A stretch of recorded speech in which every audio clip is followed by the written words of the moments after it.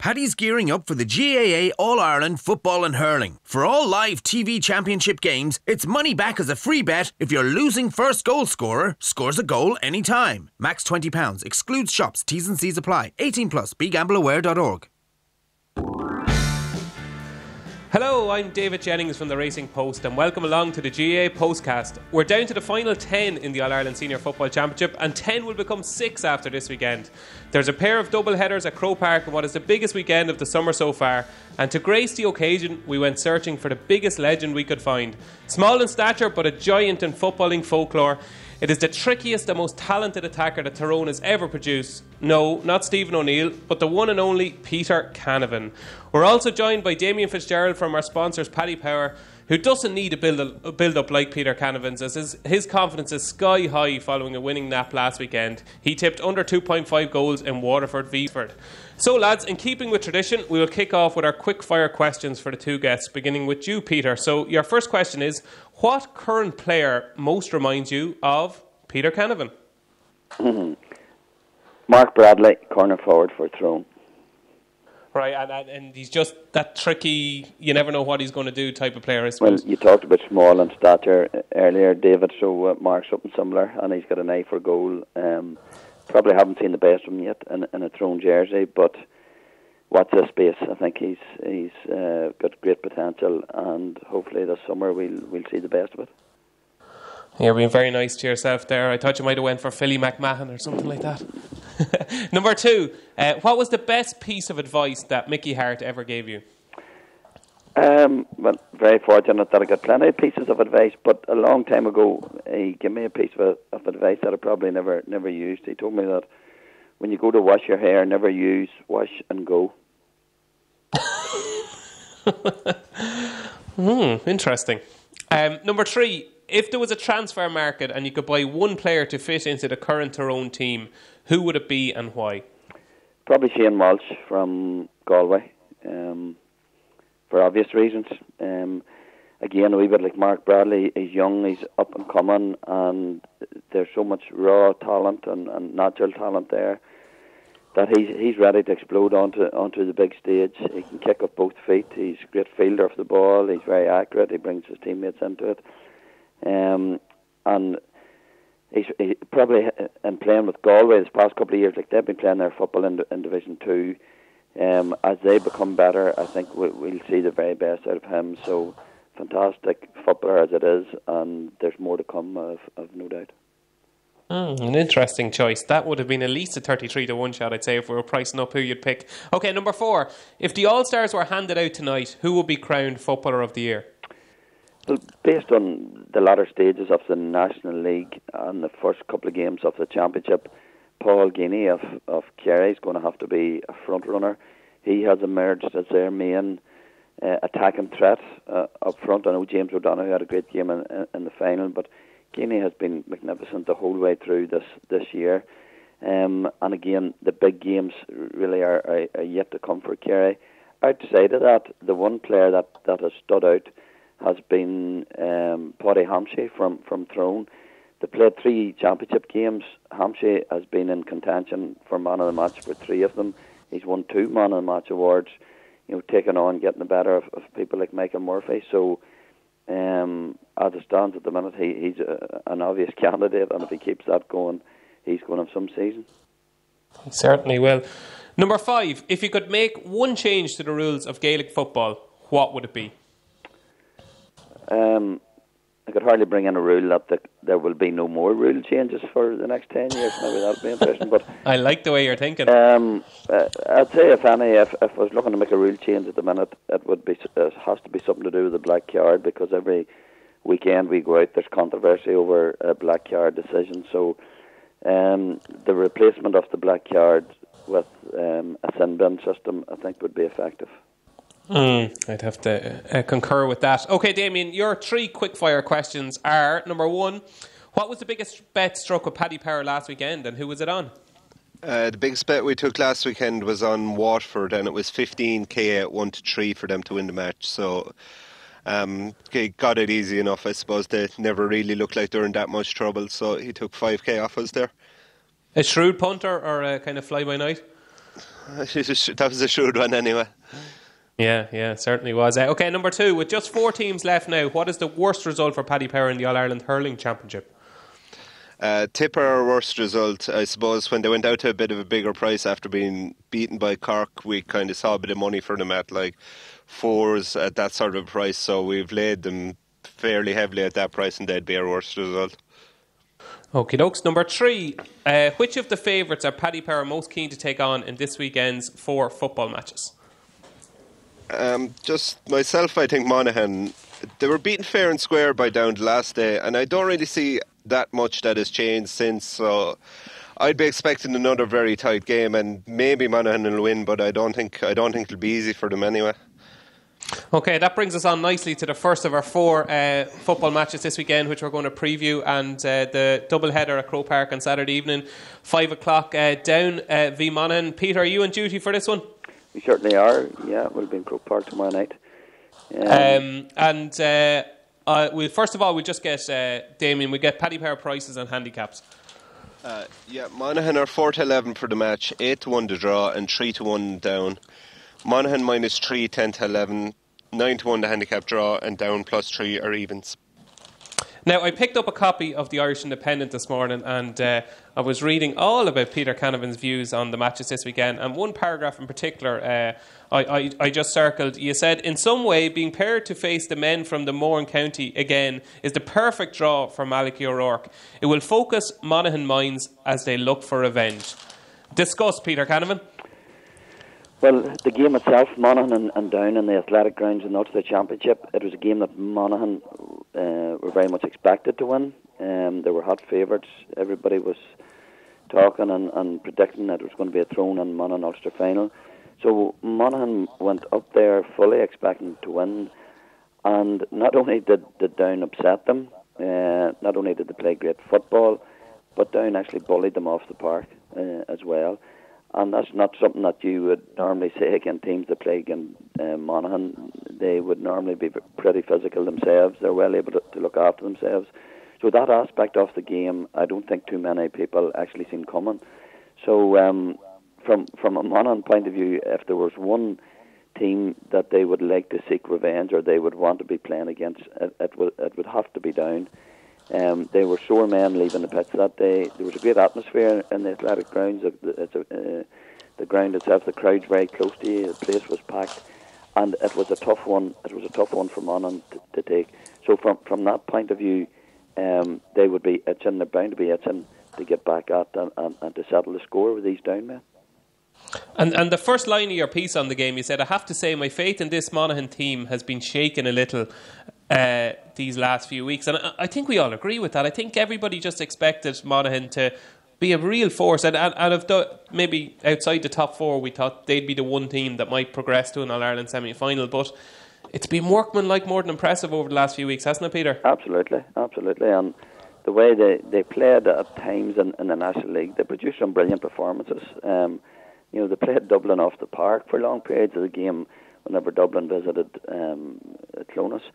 And they've got quality footballers, and in Conor McManus, they have one of the best finishers in the game at the minute. They won an Ulster under-21 title 2 years ago.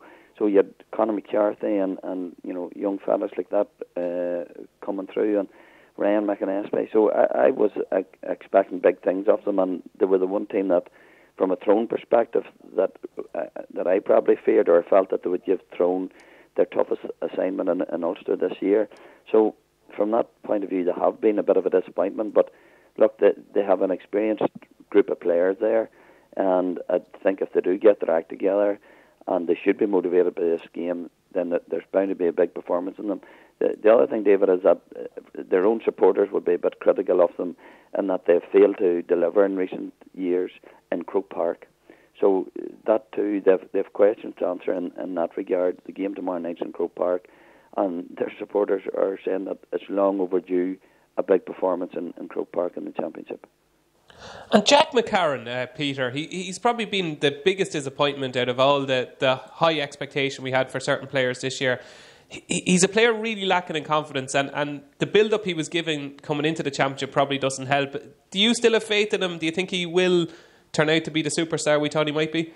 Well, we're going to see what he's made of in terms of his mental approach to the game, and I've seen it happening. And as a young fella myself, it's very difficult when you're coming in with a lot of hype and all the rest going on around you.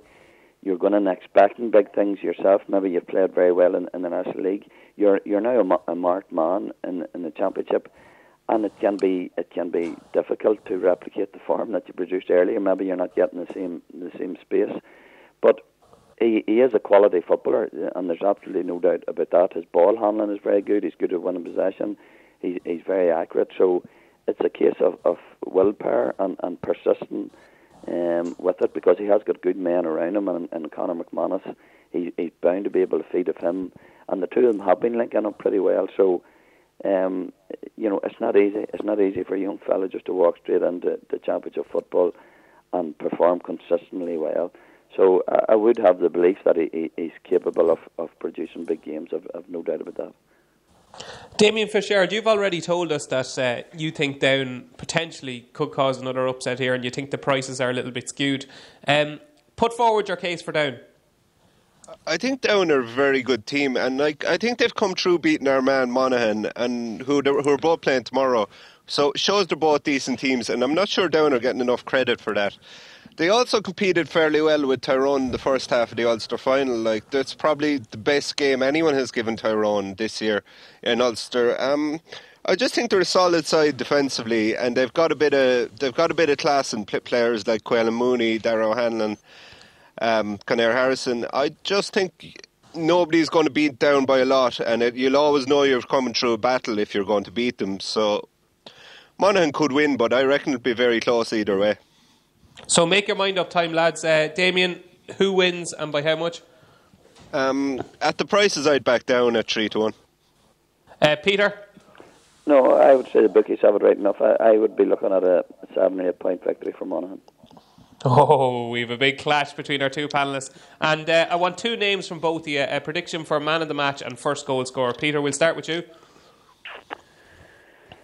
I'll go for a safe bet for man of the match in terms of he's been Monaghan's most consistent player this year. He's playing at midfield this season and fetching ball. He's setting up great balls for the inside forward, and he's taking some big scores himself, Kieran Hughes. First goal scorer, you'd be foolish to look past Conor McManus. There we go. Two prices on Den, Damien, and two selections of your own. McManus' first goal scorer is 9-2, and Kieran Hughes is 10-1 from man of the match. I think that's a decent bet myself, Kieran Hughes. If I was picking someone else just on the downside, I'd pick Quaylen Mooney for both first goal scorer and man of the match. I think Croke Park will really suit him, big open field, and he can use his pace, and he's 20-1 for both. Okay, dokes, there we go. So we have one very strongly in the Monaghan camp and one very strongly in the Down camp. So I have to decide and vote, and I'm gonna give a nod to our Tyrone legend. I think Monaghan could win this quite convincingly and reverse the form of their Ulster Championship encounter. So next up at Croke Park on Saturday evening, we've got the clash of Armagh v Kildare. Kieran McGeeney's past side against his present one. Some prices and handicaps on this, please, Damien. Kildare 4-9 for the match, 9-1 to draw, and 23-10 Armagh. Kildare -3 are evens. Handicap draw is 9-1, and Armagh +3 is evens. Peter Canavan, how will Kieran McGeeney be feeling going into this game? Is his past with Kildare anything got to do with this, or is it just completely his Armagh team could be playing anybody else? No, well, I think that the Kildare thing maybe has been overhyped a wee bit. He has been with these Armagh lads the past couple of years. Look, he's from Armagh, and his mind is very much focused on them. Maybe it helped that he has managed some of the younger lads. He managed Kildare under 21s to a Leinster final, I think it was 4 years ago. So he would know the likes of Paddy Brophy and Daniel Flynn and these lads very well. So that's a bit of a help. But look, I don't think it's a distraction for Kieran McGeeney. His head going into this game will be in a very good place, because if there's one team this year that has been in a very dark place, it's been Armagh, because there has been a lot expected under Kieran McGeeney. They were in Division 3 this year, and with the last kick of the game, in the very last game, Michael Quinlivan buried the ball in the back of the net and denied Armagh promotion to Division 2. That was a difficult pill to swallow, but they had Down to look forward to in the championship, and they were very optimistic that they would beat Down. Fierce rivals, no love lost between the two counties, and lo and behold, Down beat them in Newry. So that was 2 kicks in the teeth that this young Armagh team received. I would have questioned whether or not they were going to come out of it. They have, and they've come out of it in flying colours, and that especially against Westmeath and Tipperary, going into the closing stages of the game, they fought really hard. Fitness levels appear to be very good, and they finished out those games in style. So I think he's gone in a very positive frame of mind, content that he has his players playing a type of football that's more suited to them. And I say football, he has got a group of footballers. I know he may have been hoping maybe when he went into this Armagh team to make them a more physical outfit, similar to the 2002 Armagh team, but they don't have those type of players there. They are footballers, and you have a number of natural athletes there as well. So they now are playing a more expansive game of football, and it is suiting them. And Kieran McGeeney as a manager, Peter, if we were to give him a mark out of 10 as a manager, are we talking an 8 or 9, or are we talking a 5 or 6? Has he got plenty still to prove, or has he proved himself to be a top-class manager, and in the next bracket maybe after the Jim Gavins and the Mickey Harts? If you're going by results, you couldn't give him a 7 or an 8 or 9. But if you're speaking to players in terms of what he has done for them and the progress he has made, I know the majority of the Kildare players speak very highly of him. He took over Armagh, and this word transition is used a lot, but that's exactly what was happening. He had to bring in and more or less assemble a new team.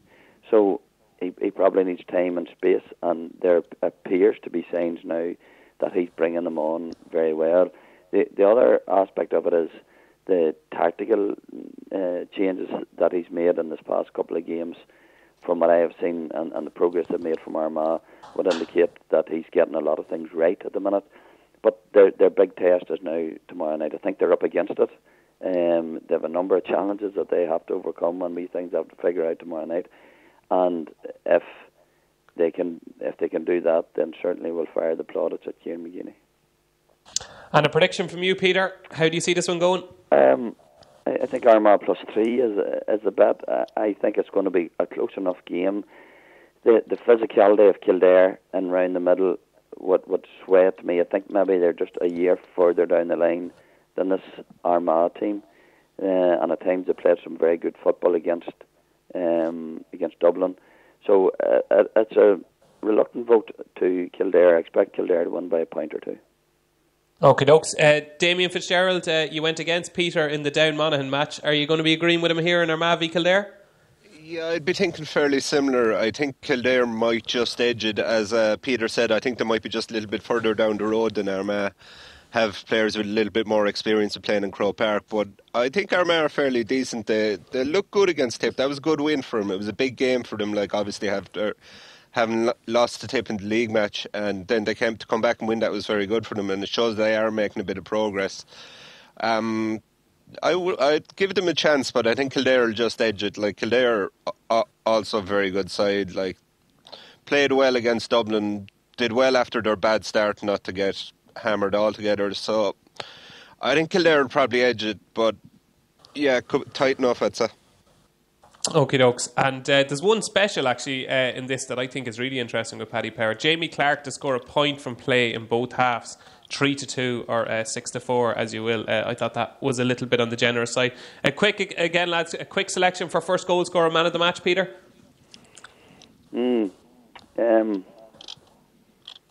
Well, between Daniel Flynn and Kevin Feely, I think I expect Kildare to win. So Feely's been outstanding, and I give Kildare the strength at midfield. It's one area that I would expect them to really have a big advantage over Armagh. So I'll go for Feely, man of the match. First goal scorer, like he did against Dublin, a big high ball into the edge of the square could work for some stage against Armagh. So I'll go for Paddy Brophy, first goal scorer. Lovely stuff, Peter. Prices on them, Damien, in your own selections? Kevin Feely is 15-2 for man of the match, and Brophy is 7-1 for first goal scorer. I think Brophy's probably a good bet for first goal scorer myself, actually. He seems to be getting a bit of experience, obviously, after coming back from Australia, and he seems to be really coming into form now, and I think 7-1 is probably a decent price. And he's 9-1 for man of the match as well, and I wouldn't put anyone off that either. Lovely stuff. So there's Saturday's 2 qualifiers taken care of.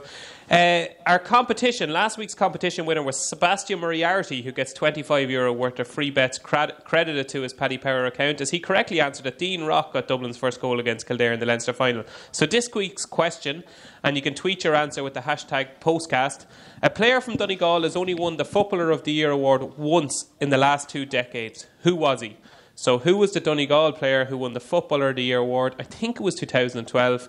If you can name him, tweet your answer with the hashtag Postcast, and the winner will be announced in next week's show. Paddy's gearing up for the GAA All-Ireland Football and Hurling. For all live TV championship games, it's money back as a free bet if your losing first goal scorer scores a goal anytime. Max £20. Excludes shops. T's and C's apply. 18+. BeGambleAware.org. Welcome back to our GAA Postcast. I'm delighted to be joined by Tyrone legend Peter Canavan and Damien Fitzgerald from our sponsors Paddy Power. And on to Sunday at Croke Park, 2 All-Ireland quarter-finals, and what a mouth-watering doubleheader we have in store. First up, 2 o'clock, Galway v Kerry. Damien Fitzgerald, give us a show of prices and the handicap betting, please. Kerry are 1-5 for the match, 12-1 to draw, and 9-2 Galway. Handicap betting, Kerry -5, 10-11, 10-1 the handicap draw, and evens Galway +5. Peter Canavan, this current Kerry team, they've done very little wrong in 2017. They're league champions, they're Munster champions. Are there any chinks at all in this Kerry team? Well, I think we'll only get to see that when they play the better opposition. They beat Dublin in the National League final, but let's face it, it was a Dublin team that didn't really prepare for the National League, and that they had a serious break after winning the All-Ireland, and they are geared to peak in the summertime and in August, and I think that's been obvious by the way they've come on in the championship this year. So we'll get to find out a wee bit more about this Kerry team on Sunday, because I think Galway have got a serious attacking unit, and Walsh, Comer and Michael Daly, they have 3 of the finest young footballers in the country, and not only are they excellent ball players, but they're physical as well, and they're capable of dominating defences. So I'm really looking forward to seeing how the Kerry defence cope with the Galway attack. But it's in the middle sector. Kerry have their choices of who they want to play in midfield. Maher, Moran, Buckley, of course, is coming into the reckoning, and he would make most teams an automatic choice at midfield. And up front, they have pure quality, and they are gelling really well together, playing really well together, and that's the biggest strength of this Kerry team. And if you were to, after analysing Galway in the recent games, I'd say the weakest part of their team is their defence and maybe their full back line, which was exposed badly against Roscommon, and it's the one area that you'd want to be strong facing this Kerry team. So look, I think it's going to be a very interesting game. It should be an open game of football, but Kerry just have too much up front for me. Damien, Kerry too much up front for Peter Canavan. Do you concur with him? Yeah, I would. I think you'd have to. I think Galway are going to be able to score on Kerry. Like Cork in the Munster final did make a lot of chances against this Kerry side, and I think Galway will be able to as well. So I think we could have a very high scoring game with lots of chances, and surprise out there, both teams score a goal at 10-11, and I think that's a good bet. You'd probably say both sides look probably weakest in their full back line, so I think 10-11 both teams score a goal in this game is a very good bet. And I'm going to bring that on further, Damien. Over 3.5 match goals of 5-2, I think will be bet. Yeah. Obviously, people remember last week Galway got 4 goals against Donegal and 12 goals in 7 games in their group games in Division 2 of the National League. So this Galway team can get goals, and like Paul Geaney, James O'Donoghue in the full forward line for Kerry. They're going to get chances against this Galway defence. As we've already said, the two sets of full back lines seem particularly weak, so there could be goals there for the taking. Peter, what type of game do you think? Do you think it's going to be really open? Do you think it's going to be high scoring? And how much do you think Kerry are going to win by? I do think it's going to be high scoring, and both teams will try and get the ball in early, and both teams are capable of going for goals, and likewise I expect to see goals on Sunday. I think Galway evens +5 are probably the bet. I would fancy Kerry to win by 3 or 4 points. I do think that Galway will put it up to them, but I'd be very surprised if there's anything else but a Kerry victory. Before we move on from this one, lads, again, a quick prediction for man of the match and first goal scorer. I'm going to go first in this one. I think this game is made once again for James O'Donoghue. It's stating the obvious, but he could make hay because he's going to get plenty of space here, and I'm going to go for him for both man of the match and first goal scorer. Peter Canavan? I'll go Paul Geaney. Likewise, there's going to be plenty of ball going in, so I'll go Geaney first goal scorer and David Moran man of the match. Prices on them, both sets there, Damien. We'll keep you hard at work there, and also your own selections. It's 5-1 each of two for first goal scorer, so Geaney and O'Donoghue 5-1. Then for man of the match, O'Donoghue is 9-2, Dave Moran is 12-1. And your own selections? My own selections, first goal scorer, I'll go on the Galway side just because I think they could get off to a good start. I'll go Damien Comer. I think I can see him causing that Kerry full backline real problems at a little bit of a bigger price, 8-1. I think he's worth taking a chance on.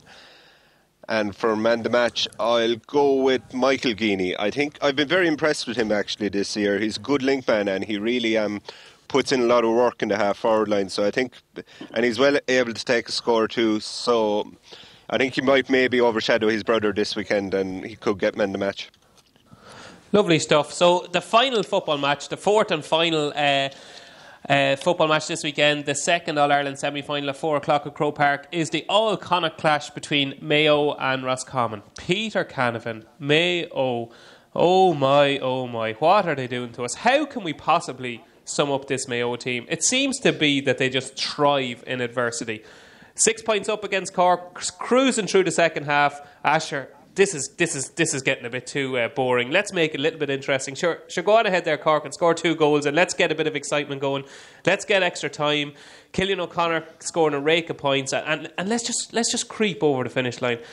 What is this Mayo team doing to us, Peter? Yeah, it's the joys of being a Mayo supporter, David. It is a mentality, though, Peter, is it? They seem to. It's like as if the responsibility is when the team kind of comes at them and goes ahead of them. It's like as if they shake off all the nerves and just go gung ho, and that seems to suit them. Yeah, and look, in recent years, I would, I am a supporter of Mayo in that I admire their resilience and the way that they come back every year.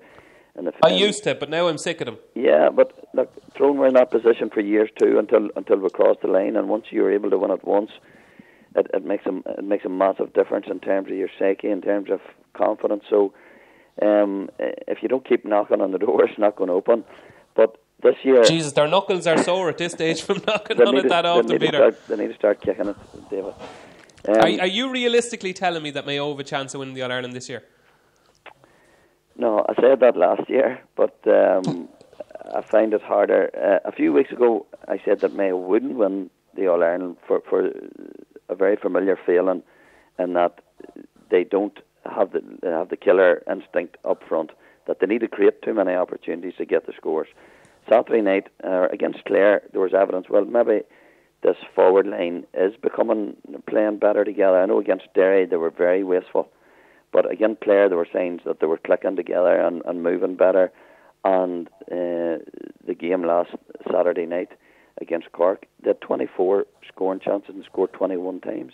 That's a remarkable return. Very few forward lines will ever do that. So I thought at times that their forward line were playing in sync and shooting from the right positions, creating good chances, giving it to the right man. So there's signs there that this team is going places and making very good progress. And then, on the other hand, an area of the team this past 2 years, which I thought was very strong, and that Mayo were very hard to break down the middle. They close it out so well. Their tackling is strong. And Dublin, for example, last year found it so difficult to break down this Mayo defence. Yet Cork were able to run through them so easily. It was hard to believe at times that was actually happening. So I'm left scratching my head, and I don't know. I said last weekend that this Mayo team is on the verge of, I'm not too sure what, of something great, or on the verge of a major collapse. It's just they're so hard to predict, and you just never know what's going to happen with Mayo. Yeah, that is certainly true. Damien Fitzgerald, can you put some method to this madness? How can we possibly sum up this Mayo team? How do you price them up? How do you try and predict what Mayo are going to do? I don't know. It's hard from week to week. You're kind of just trying to see where their heads are at and what you think they're going to do. We're 4-11 on them this week, 8-1 to draw, and 3-1 Roscommon. And then they're -3 in the handicap, 10-11, 9-1 the handicap draw, and 11-10 the Rossies +3. Like on a strict form line through Galway, so if we were talking about a horse race, on a strict form line through Galway, Roscommon should be hot favourites. They beat them by 9 points. Galway then beat, obviously, Mayo beforehand by a point, so there's a 10-point swing there. Roscommon should be hot favourites, but they're not. Can you explain to people why Mayo are such hot favourites? Because they're Mayo, basically. They've been competing at the top level for the last 4 or 5 years at All-Ireland semi-finals and in All-Ireland finals. Like they've put in a lot of great performances over the last 5 years. So you have to give them some benefit of the doubt and think that they maybe have another gear that Roscommon don't, but they haven't really shown it so far this year. And is it still there? I don't know. I'd give Roscommon a chance here. Like, you have to give anyone a chance against Mayo at the moment, really. Roscommon have players that can run through from deep, which Cork caused Mayo a lot of problems with. So I think Roscommon have a chance here, definitely. Mayo will have to probably play a little bit better than they have done for the last few weeks. So are you going to tip Roscommon, Damien?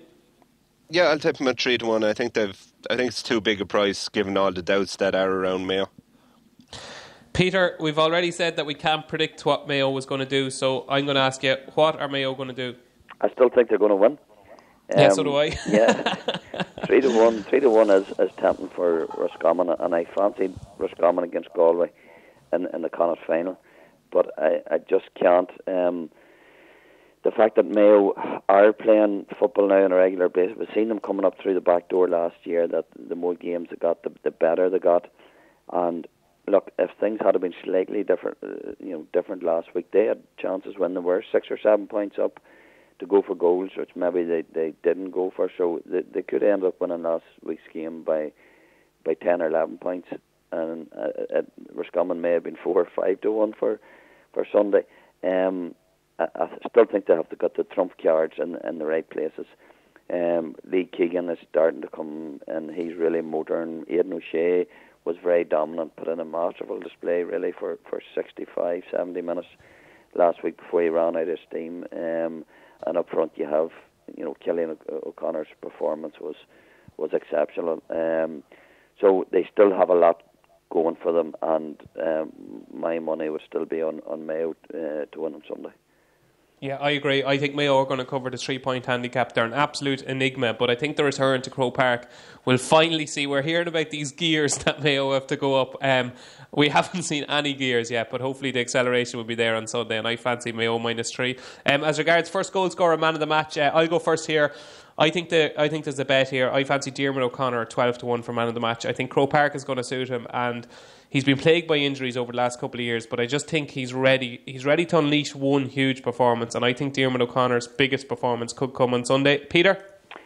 I'll go for Lee Keegan as man of the match, and first goal scorer Cillian O'Connor.